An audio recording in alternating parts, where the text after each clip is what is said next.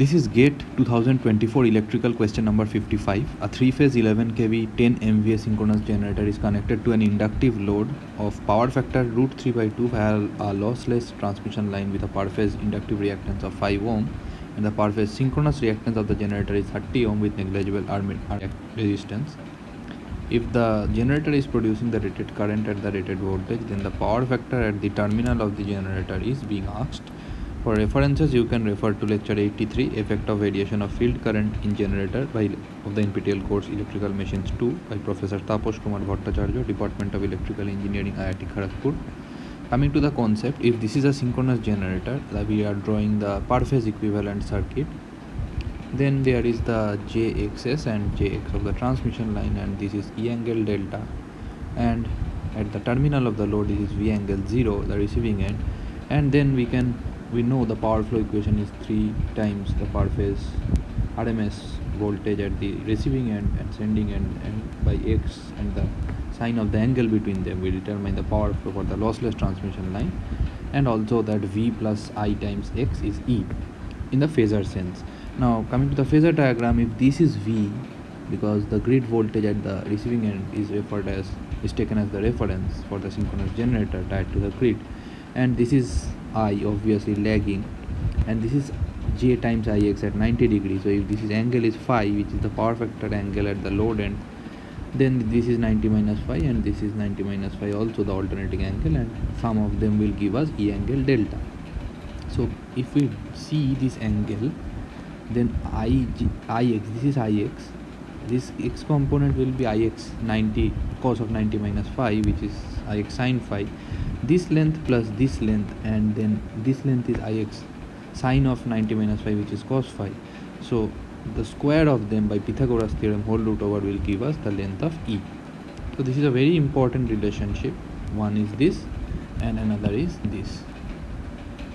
So now coming to the question, this is J30, this is J5, this is the angle delta, this is V angle 0, and E is given as for the generator that the terminal voltages at the per phase sense, because this is a per phase circuit, this is a line voltage and this is the per phase voltage 11 by √3 angle delta, obviously kV, and this is I angle phi, which is the current, and the power factor at the load end is given.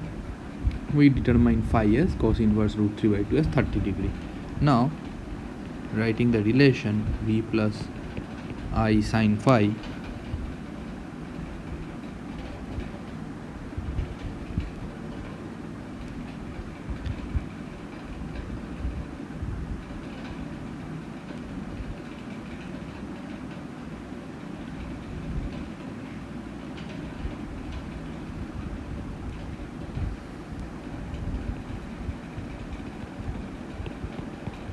plus Ix cos phi whole square.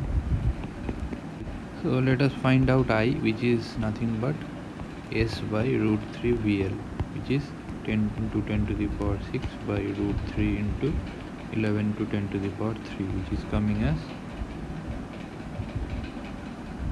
524.86.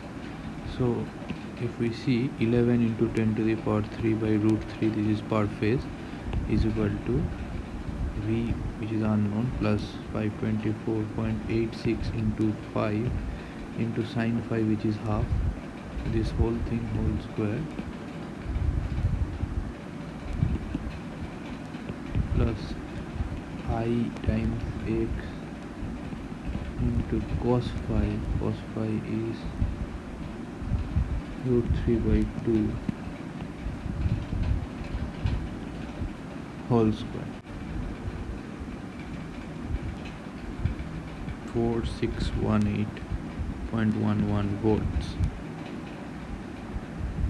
Now we know that power equal to √3 times V line into I 524.86,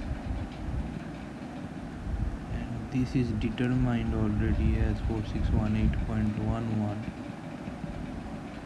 because this is the line voltage, so this should be multiplied with √3 and then into cos phi √3/2. So let us determine what is the power.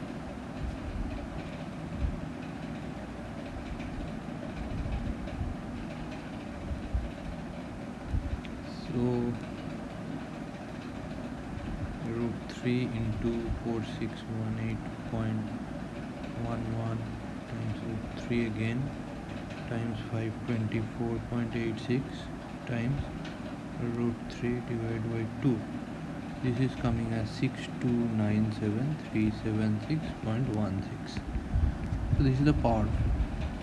Now we know 6297376.16, which is the power, should be equal to 3 times, this is the power phase V into 11,000 by root 3. This is V, this is E by X sine of delta. So delta is coming as 20 degree around if you do this, and the power factor, internal power factor is being asked. So this is cos 5 plus delta, which is equal to cos 30 plus 20 degree equal to cos 50 degree, which is 0.629 lag.